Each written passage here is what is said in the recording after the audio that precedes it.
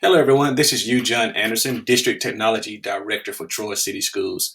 In this video, I would like to share with you just a quick tip on doing student assessments. This information came from a teacher and she had a question on doing assessments with Google, but also how to integrate it with Schoology. What I mentioned to the teacher was to use the power of the links. And so I know that there are options out there to show you how to integrate your Google Drive with your Schoology. And sometimes that may be problematic. So in this video, the only thing I'm going to remind you is you still have the options to send links into your Schoology when you want to use other platforms. And so for our school system, we know that Google is still used. And one tool that I would like to share with you as it relates to assessments is the Google form option to create survey and turn that survey into, of course, a quiz. And from that quiz to have still the lockdown option that you are accustomed to when your students are using the Google Chrome books. And so I'm going to show you two things. One, how to create a Google quiz, some best practices that you have in the settings options, and then two, how we're going to integrate that quiz into Schoology so you can go ahead and send that information out to your students. So let's get started. So if you look over here, I have access to a Google form that I've already created. And so you're going to have to use your imagination for a second. Of course, this is just a survey that I send out to administrators. But for this case, we're going to say this is a quiz that you created, or this is something that you want to turn into a quiz. And so just some of the things that you see right now that you may have to collect is the information that you have for your students. Now, of course, I don't know why I have email address twice, but you do want to make certain that your form is collecting the email address or Google account that is of your students, their first and last name, or you could break this down into last name, first name. And then, of course, you're going to quite naturally have different questions that you want to add for assessments. And so just to give you an example, here are some multiple choice questions, drop down, fill in the blank. So all sorts of questions that you may ask for your students. And so this is information, of course, that comes from your own content. And basically, once you get it to this point right here, then we're going to go into that settings. So before we move on to the settings, here are the first requirements that I will give, or the things that I would make certain that teachers understand. The first thing, of course, is that required option. That is so important when you are creating the different quizzes in Google Forms, because quite naturally, if you do not have this as a required question, then of course your students can skip that and move on. But this is going to be a quiz, then you know that you want to make certain that your questions are required. So what I'm asking of you to look at right now as you create your quiz, make certain that the questions are in the order that you want them to be in, that you have some type of way of collecting student information, email address, their first name, their last name, and then a question that you have in place, followed behind required for all of the questions that you have. Now that I have my test created, and I would like to turn this into a quiz now. So what I'm going to do is I'm going to navigate over to the right-hand side where you have these four options right here, and we're actually going to use all five of these options for this information. The add-on that you see right here is if you are a teacher and you wanted to do some type of add-on. Just to give you an example of different add-ons out there. And what I mean by add-on is there are different Chrome extensions out there that could add another layer to your Google form. And so just the three that you see in front of me is Choice Eliminator, email notifications for Google Forms, and then Form Publisher. The one that I would recommend you look after is the email notifications for Google Forms. Only thing this is doing for you is if you know, for instance, I'm speaking to some of the virtual teachers out there, that you have a bunch of students who are doing virtual and you want to know when did they turn in the information. This is just a little backup that you can use as it relates to Google Forms. And so if you go to your add-ons and add this information, this extension rather, then you will receive some type of email notification to say said student has submitted the information to you. If not, no biggie. You don't have to have an add-on. Just remember, when you do create this Google form, that you just have to look for your responses to make certain that students are actually submitting the work for you. So if you wanted to get that add-on quite naturally, all you have to do is click on, there it is, click on your three dots right here that some people call snowman. We call it Google Settings. You want to scroll down to add-ons, and then when you click on add-ons, you will see a bunch of Google Form add-ons that you could potentially use. And because this is a very popular form add-on, you will see form notifications there for you. Then, of course, you would click on it, download it, and there you go. You will have that information. So let's say we have our add-on, whether or not we're going to use it or not. Now let's get into the other options. This feature right here just customizes your Google form. This is if you just don't want the generic form that you created. If you wanted to give it some type of theme, change the color, change the background color, and even change the font style, you could play around with the different options you have. You also have this header choice, where if you click on choose image, you could use other options. And what I would like to share with you here is, if you choose an option that you like from Google and click insert, look what happens to the Google form. It's going to not only add that image there for you, but it's going to turn the Google form into a what they call palette, where it resembles that particular scheme, if that makes sense. So just play around with it, see what you like, and then just make certain that you find something that's appropriate for you and that you want to give your students. And then the last option, of course, uploaded information. Here, you do have the option to upload your own folder. So if you find a picture out there in your folders, your Google Drive, that you want to add on there, something, it may be your students or just some type of friendly photo, you can add it yourself for your selection header. So we got our header, we have our Google add-on if we want, we have our questions lined up. So let's go ahead and move on to the settings option. Now you notice I skipped the preview feature right here. Basically, the preview feature just allows you to look at the form or the quiz as it would be given to your students. And so for instance, I use this option to just click on, and you notice once I click preview, I will see the form as it will be given to my students or whomever I'm sending this form to. So just to share with you how that works. And so now you see basically what your students would see. You go back to this original section here, and that takes you back to the actual Google form where you are doing the edits. So now we're going to click on the settings wheel here. And this is where the magic happens, where we turn this into a quiz. And remember, I'm sharing with you today two different functionalities. First, we're going to turn this into a quiz for Google Forms, a form that's turned into an assessment tool that you can send to your students. Second, we're going to send this information into Schoology, since most of you guys are already using that platform. So here are a few things that I would recommend that you do when you are in your settings. Of course, if you do not have the option already embedded to ask for the email address of your students, you can click on collect email addresses from your students. And that just basically lets your students know that they have to sign in. So it gives you that security feature that just for anyone could just sign in. The other I would recommend that you click on is the response receipts. And I would click on always. That lets your students know that once they submit this information, they will receive an email or they will see some type of response to say, we have received the information.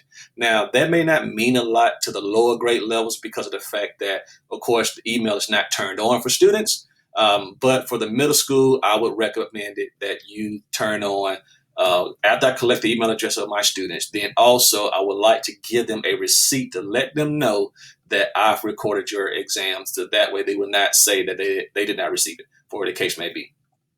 Require sign-in. I would limit it to Troy City schools, restricted users. That means that they have to use their accounts to sign in, and no one outside the district can join that particular quiz. This is debatable, and this is for you, limited to run response. Of course, that means once that student completes this assignment, they cannot submit it again.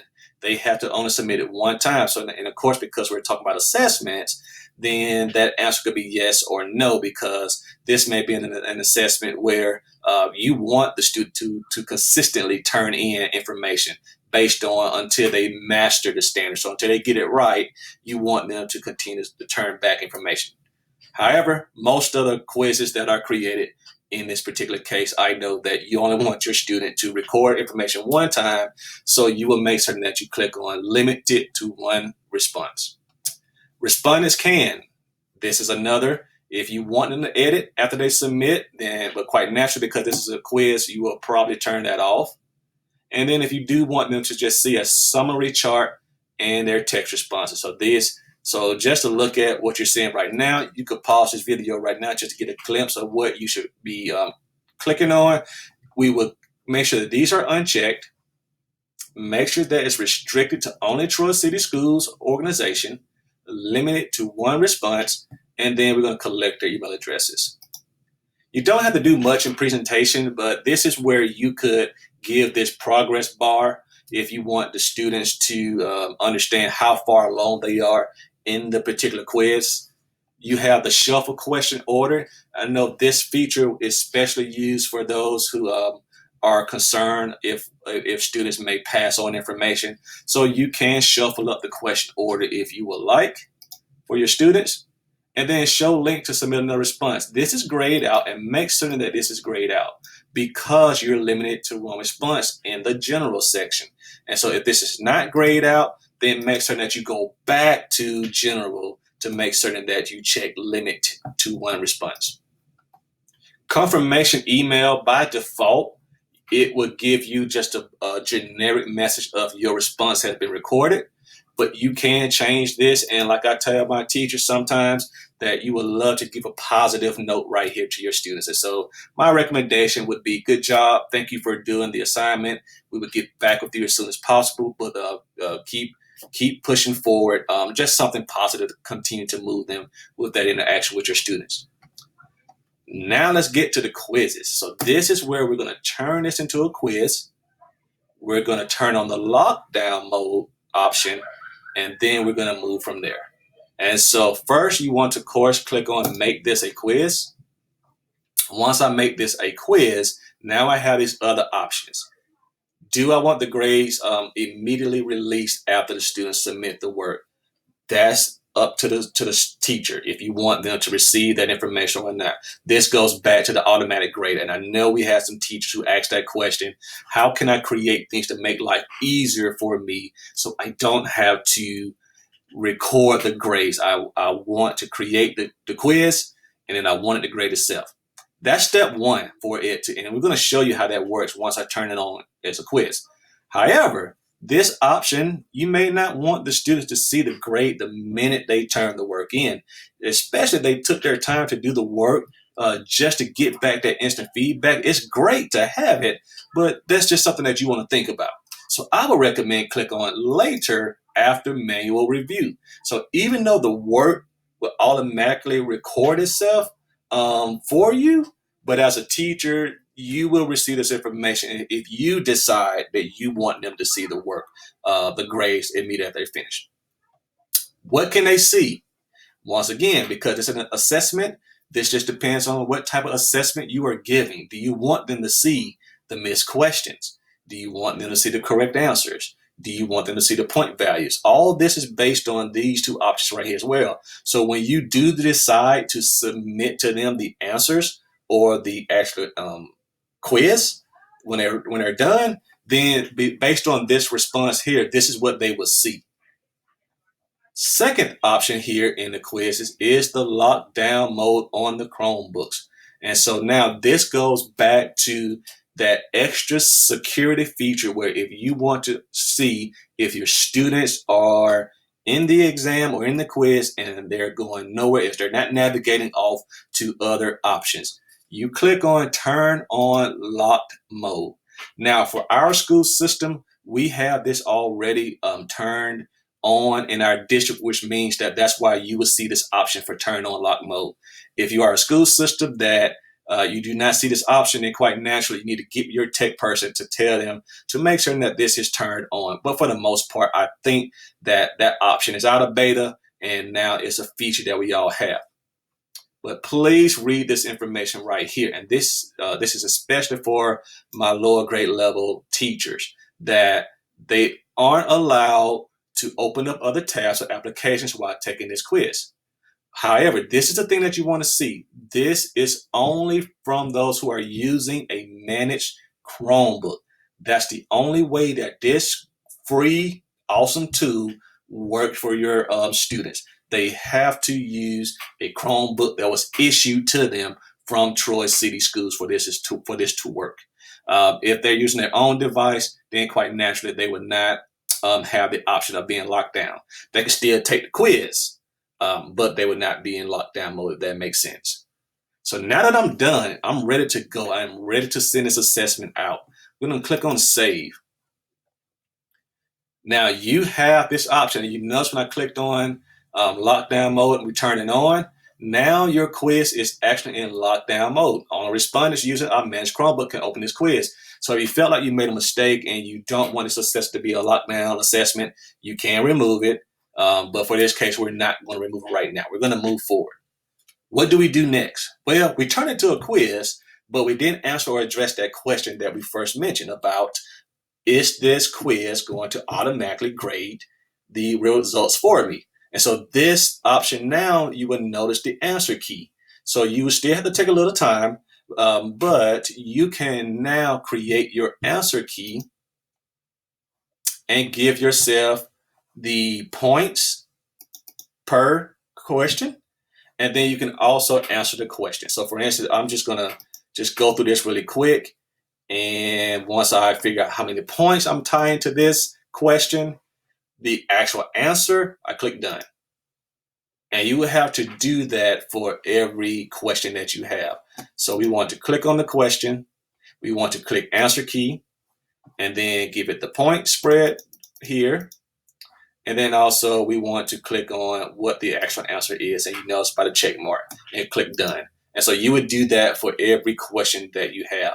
Now, I know it gets a little tricky when we get down to these type of questions where you have to answer the text by a long answer. And so you will still give the points, but basically in your feedback is where you will have to give that information. And so my recommendation would be, if you're starting new with this, then you will probably hesitate to get away from the open-ended questions. However, you could just use that as an option. And that goes back to why I mentioned in the settings why you will not have the grade automatically go to the student. Because you may have 2 or 3 questions that you want to take the time yourself, especially if you're an ELA teacher, and if you want to take the time to read the response. So we're going to do a few multiple choice, a few of the drag and drops, a few of the pick the best selection, and then a few of those open questions. And then you can give the information that way. And so I'm clicking on done on this one. And then, of course, the last one. And this is just if it's the answer key is multiple choices. And if this is the case, I will recommend that you put in parentheses for your students the best 3, pick the best 3 or something like that. Our quiz is ready. We're ready to go. Now we want to go ahead and integrate this with our Schoology information. And so what you want to do now is you're going to copy the link from this form and we're going to send it over. That goes back to the 5th button that I just mentioned. So we're going to click on send. Once I click on send, we're not going to send it by the first option, which is the email. We're going to click on the second option where it says send via. That's the hyperlink, and this is what you want. And so you could even shorten the URL if you want, just to give it a shortened URL, or you could leave it how it is. But what you want to do, regardless if you choose to shorten or not, you want to click on copy. Once I click on copy, I now have that link that's going to get those students in lockdown mode when they click on the link. And so really quick, I'm going to go to Schoology. I'm going to click on my courses, pick the course, and I'm not certain how some of your teachers have this all set up. Some of you have different folders created already. Some of you may have your folders based on the week. So however you have your folder or information set up, you will now create this assignment. And so in this case, I'm not going to add it into a folder. I'm just going to add it out here somewhere. And so two different ways you have. You can just hover over the line until the plus symbol pops up, and then we can click on Add Assignment. Or you can click on Add File, Link, or External To. Or you can click up here, which most of you are accustomed to doing. Click on Add Materials, and then now we're going to add the assignment. Now, we're here to add the assignment. Once again, this, like I mentioned to some of those who I've already done professional learning with, this is where it kind of gives you that Google Classroom feel already, but just with some additional tools for assessments, rubrics, and everything else that you want to do. So now we want to go ahead and give the name. This would be our this is our assessment. So this is our reading assessment. Then you want to give the description, and this is where you really want to let the students, and remember students and parents, because now your parents are probably looking at this work as well. So this is just an update to, hey, this is the assessment that we're going to give out to our students. The assessment will move them into a Google form, and this is a lockdown quiz. Please make sure that your students stay in lockdown mode as they're taking this exam. The reason why that is so important, because like you all know that's used this application before, you will know as a teacher if the student navigated off this test. And so everything I just mentioned, just make believe that I put it right there. So we're just going to say please, and then of course you're going to fill in the blank of how you want to take that assessment. And then once you have that information, then somewhere down here, we're going to copy, we're going to paste that link, and there it is. So now that we have our link, and then just to double check, you can even click on the hyperlink option right here, and you can click on that link again if you wanted to, and then just say this is the reading assessment, attach. There's two different ways you could add that link, and I'm going to show it to you again. So within the description, you can put the link there, but remember how we are at times, multiple areas is best. So we put the link in the actual description after you gave them the clause of, here is the assessment that we're going to take. Please make certain that you're taking this exam in the Chromebook that was issued to you. And when you take this exam, please note, students, that this is a lockdown test, or you don't tell them lockdown. You just tell them, please do not navigate away as you're taking this exam. The second option is you come down here to these options right here, and we will click on link, and then you will paste the assessment again. And now the students have access to that. And similar to the rest of your assessment, you can give it a due date, add your categories if you want, base it on your first 9 weeks or whatever period or term that you're in. And then if you wanted to add any other factors like the rubric, the learner objectives, and now you are ready, and you can click create. Oh, we missed a field. You have to put it in the field of information right here. And so of course I would create a new field, but for this case I'm going to click on ungraded and then click create. And so now once it creates, you see the information right there. You have the reading assessment or whatever type of quiz that you have. And then from the student side, remember that the students, and we're going to look at it from their view, we're going to view the course as a student. And so now as a student, you will receive this information. You can click on it, and then you can click on the information. Now, because I am not on a managed device, unfortunately, I cannot show you how this works, but trust me, it does work. Shout out to Miss Amanda Nolan, who worked with me on figuring out this information. We worked together doing professional learning, and this is one of the questions that came up for her school. And we came to this conclusion that it works this way.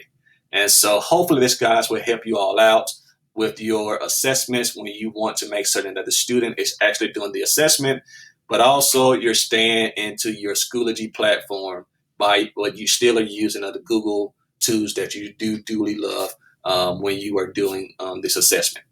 Any more questions that you have with this, please do not hesitate to reach out to me. Thank you all.